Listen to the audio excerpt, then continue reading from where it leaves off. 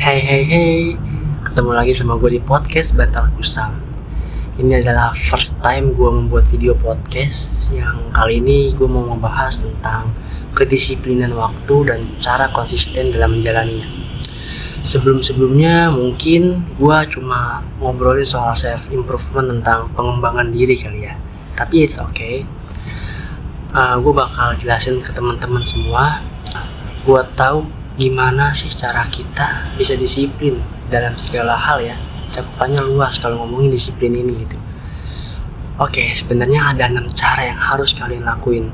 Langsung aja ke poin yang pertama, yaitu bedain perasaan dan pekerjaan. Ini adalah hal yang paling klise banget, tapi bisa diluruskan. Kita punya waktu 24 jam, sama seperti orang lainnya, fair and square. 8 jam kerja, 8 jam tidur, 8 jam aktivitas personal. Kalau secara jam kerja, perusahaan udah memberikan kompensasi, yaitu gaji kita. Tinggal pada prakteknya, apa benar bisa dikotak-kotakan seperti itu? Apa iya setiap jam kerja itu beneran gak ngerumpi, main sosmed kah? Atau nontonin klip-klip di YouTube? Atau sebaliknya, apa iya beneran kantor membuat kita gak punya waktu kehidupan pribadi karena lembur terus? Atau pekerjaannya diganggu 24 jam, atau punya lingkungan kerja yang toksik? Maka pada akhirnya yang perlu ditanya bukan bagaimana memisahkan, tapi bagaimana menyelaraskan dan harus seimbang antara perasaan dan pekerjaan itu sendiri. Apabila yang membuat semua tercampur aduk adalah masalah kantor yang kebawa ke rumah atau sebaliknya, maka integriti dan keteguhan adalah solusinya. Dan ini bukan hal yang bisa dimaster dalam 1 atau 2 tahun. Jadi tetap semangat. Di hidup yang cuma sekali ini, rasanya sayang sekali kalau diisi sekedar bekerja dan menua. Dunia ini indah, sayangnya kejam secara bersamaan. Gak ada yang peduli dengan kita selain diri kita sendiri. Ya, itulah kenyataannya. Kita selalu merasa terburu-buru, tergesa-gesa. Padahal katanya dibanting cepat atau lambat, lebih penting kita tahu tujuannya. Tapi setidaknya kita terus berjuang, ya kan? Bang Raditya Dika pernah bilang, di tengah keringat perjuangan yang kita keluarkan, pastikan diri kita bersenang-senang. Karena apa artinya kerja keras kalau gak ada sukacita di dalamnya? Betul sih. Next yang kedua, metode strict buat bangun habit. Apa itu strict? Kata lain dari konsisten. Coba perhatiin deh orang-orang di sekitar teman-teman. Kebanyakan mereka berhasil karena mereka lebih konsisten dibanding orang lain. Mereka tekun, gak gampang nyerah. Mereka menjalani satu bidang yang sama dalam waktu yang cukup lama gitu. Sampai akhirnya mereka jadi sangat baik di bidangnya. Dan kemudian sukses itu datang di hidup mereka. Iya kan? Konsepnya gini nih. Konsisten itu melakukan hal yang dibutuhkan tanpa putus satu hari. Walaupun kedengarannya gampang sih ya, tapi gak semua orang bisa ngelakuin. Masih banyak orang yang berpikir konsisten itu gak enak, penuh tekanan katanya. Tekanan apa coba? Padahal ada loh cara supaya bisa konsisten tanpa tekanan. Mau tahu apa aja? Panjang sih penjelasannya. Mungkin bakal gue bahas di podcast berikutnya kali ya. Pada intinya sih konsisten itu harus jelas dulu. Gue dapet inspirasi dari buku Habit Atomic yang menjelaskan maksudnya ini adalah banyak orang sulit konsisten karena barang penunjangnya itu gak kelihatan. Kayak kita suka baca buku, tapi bukunya gak pernah taruh di tempat yang bisa kita lihat setiap hari. Atau suka renang, tapi baju renangnya kadang lupa taruh di mana. Karena itu, kalau pengen bangun kebiasaan yang baik, maka benda-benda yang ada hubungannya tersebut harus terlihat mata. Terus ada juga habit stacking. Jadi kita punya segudang planning yang pengen dilakuin dengan sesuatu yang kita suka. Karena dengan cara ini kita bisa lebih bersemangat pas ngerjainnya. Contoh kecil, habis baca buku, gue pengen jogging deh. Jadi gabungin kebiasaan yang udah ada dengan kebiasaan baru gitu. Ini bakal menarik buat dilakuin setiap hari loh, serius. Selalu ingat, mustahil ada hasil tanpa proses. Faktanya, kalau kita semakin konsisten, maka hasil yang kita inginkan akan cepat datang ke hidup kita. Gedung tinggi nggak dibangun dalam satu malam. Masterpiece nggak bisa dibuat dalam satu hari. Jadi sekali lagi, kalau mau nikmatin hasilnya, harus mau melewati prosesnya. Lanjut yang ketiga, track effort bukan output. Maksudnya apa sih? Banyak yang bingung, ya kan? Track effort itu maksudnya kita lebih berkorban daripada mengutamakan hasil. Hasil apapun yang kita terima itu adalah jerih payah kita yang udah mau meluangkan upaya buat pencapaian kita seberapa jauh. Jangan terlalu memikirkan hasil jelek. Selama kita mau merumuskan waktu buat terus berusaha tanpa ada penundaan aktivitas, kita akan dapat hasil yang kita inginkan sebelumnya. Bangun prinsip teman-teman dari sekarang. Mau apa dan bagaimana untuk menembus ekspektasi yang kita kira gagal sebelum memulai. Ibarat berlayar tapi takut ombak, buat apa kan? Jadi mulai sekarang kasih feedback buat diri sendiri yuk. Teruslah berjuang sampai gak ada lagi yang harus lo buktiin. Fokus sama diri sendiri juga jauh lebih penting daripada marah-marah sendiri. Apa yang kita berikan pada dunia pada akhirnya akan balik ke diri kita. Maafin orang lain aja, itu cara relaksasiin pikiran sendiri. Pertumbuhan sejati emang kadang datang dari ketidaknyamanan. Kalau semua hal itu menakutkan buat teman-teman, maka itu layak dicoba. Oke? Segala sesuatu dalam hidup kita adalah cerminan dari pilihan yang udah teman-teman buat.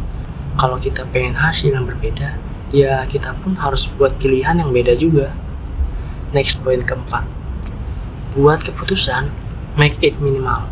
Buat dan yakinlah dengan keputusan teman-teman sendiri. Berhenti mencari persetujuan orang untuk segalanya. Jalani hidup dan lakuin apa yang kita inginkan. Biasanya orang lain melihat kegagalan sebagai kesempatan untuk meninjau kembali keputusan masa lalu dan menyusun strategi baru. Makanya itu kita kenapa nggak boleh mengambil keputusan pas lagi marah atau sedih. Karena pasti bakal kacau untuk nentuin mana yang bagus, mana yang baik. Sering kali ngambil sebuah keputusan bukanlah hal enteng, terlebih lagi ketika kita sedang terhimpit oleh keadaan. Bener kan? Makanya itu, keputusan selalu ada hubungannya sama resiko dan konsekuensinya. Jadi apapun yang kita tanam, itu yang kita tuai. Oleh karena itu, gue mau ngasih sedikit tips biar keputusan yang kita ambil itu bisa ningkatin kepercayaan diri kita dan juga membangun reputasi. Yang pertama, buat keputusan dengan tenang. Jangan gegabah, jangan sekali-kali memutuskan sesuatu dalam kondisi kalut. Oke? Yang kedua, kumpulin fakta sebanyak-banyaknya. Untuk apa? Untuk pendukung atau pelengkap informasi yang udah pasti kebenarannya. Jadi ibaratnya ada pihak ketiga nih, sama halnya kayak saksi lah, buat ngebuktiin bahwa keputusan yang gue buat sesuai sama aktivitas yang mau dilakuin. Minimal kita aware lah, buat percaya bahwa keputusan ini tuh bakal relevan buat gue, bisa kebantu dalam ketidakpastian yang mungkin terjadi suatu waktu, gitu ya. Pahami lagi deh. Yang ketiga, terbuka untuk semua kemungkinan. Nah ini nih, jadi maksudnya jangan menutup mata terhadap berbagai fakta yang kita temuin tadi gitu. Sekalipun kita nggak suka, nggak boleh nentuin keputusan dengan egois. Itu intinya. Keempat, itu cari tahu dampak positif negatifnya dari keputusan yang udah kita buat seminimal mungkin untuk mengevaluasi faktor-faktor yang menyebabkan keputusan itu kurang memuaskan atau kurang tepat. Kemudian kita lanjut ke poin kelima dari disiplin tadi, yaitu kill the old you mentally. Bunuh mental lemah lu di masa lalu. Entah kita pernah kecewa, trauma, gampang baperan kah, dan sebagainya. Itu harus dimusnahin dalam persoalan disiplin ini. Karena menurut gue pribadi, ketika kita terluka atau kepikiran dari mental lemah kita yang selama ini orang anggap sepele, itu bakal bikin kita jadi lupa sama apa yang harus kita mau lakuin setelahnya. Jadi contoh gini, kita mau buat planning aktivitas kita setelah diomelin atasan atau senior-senior yang udah ngejudge parah tentang personality kita, nggak taunya kita malah blank gitu. Karena apa yang kita overthinkingan itu ternyata menghasut atau mensugesti secara nggak sadar sampai kita lupa mau ngapain lagi ya gue. Perasaan tadi gue banyak nih yang pengen dikerjain, tapi malah berantakan gini ya? Itu salahnya kita terlalu kepikiran, buat mental kita jadi lemah. Lupain aja gitu. Kadang susahnya kita buat lupa itu bisa jadi karena faktor psikologis atau lingkungan ya, atau biologis juga bisa ya, tergantung cara kita menghargai diri sendiri. Apakah sudah optimalkah? Kelola stres kita dengan meditasi, misalnya mau numpahin lewat jurnal atau olahraga sama orang tersayang, itu bakal bikin kita fresh lagi loh. Terus juga berpegang teguh sama tujuan yang realistis aja, biar semua terkontrol dengan emosi yang gak harus dilawan dengan negatif. Oke, lanjut poin yang ke-6. Yang terakhir yang pengen gue bahas ini adalah stop adiksi motivasi. Motivasi itu cuma pemantik. Ya teman-teman, kita semua seneng kalau nonton konten yang memotivasi, kayak ikut membara semangatnya, bener kan? Tapi kalau keseringan gak disertai aksi, bisa lama-lama kebal. Konten motivasi pun lama-lama gak ada efek positifnya lagi. Motivasi itu kekuatan yang kuat yang bisa menginspirasi orang untuk mencapai hal-hal besar. Ini sebenarnya kekuatan pendorong dibalik banyak individu yang paling sukses di dunia, mulai dari atlet hingga pemimpin bisnis.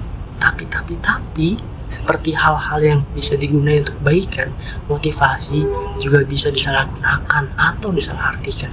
Masalah dengan motivasi adalah bahwa orang bisa menjadi kecanduan.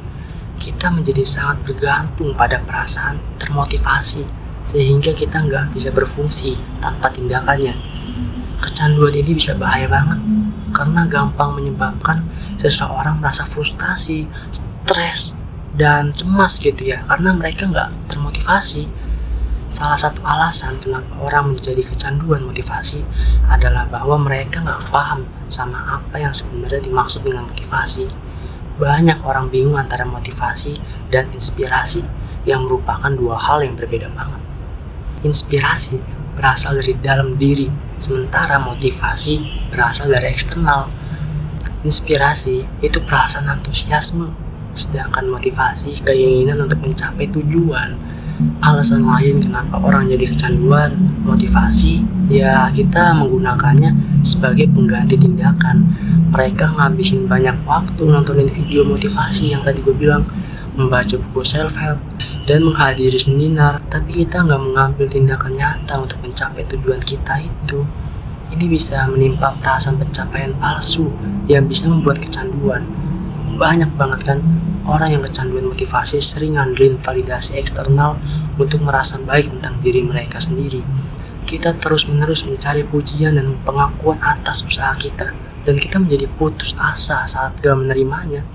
Ini bisa jadi siklus yang bahaya juga loh, karena bisa membuat seseorang ngerasa gak cukup baik kecuali kita menerima validasi yang konstan. Oke? Terima kasih buat teman-teman yang udah mau dengerin podcast ini sampai habis. Semoga ini bisa jadi peluang buat memperbaiki disiplin kita ya teman-teman. Terlebih lagi untuk kalian yang masih banyak menunda-nunda atau bermalas-malasan. Selamat menunggu episode selanjutnya. Oke, bye.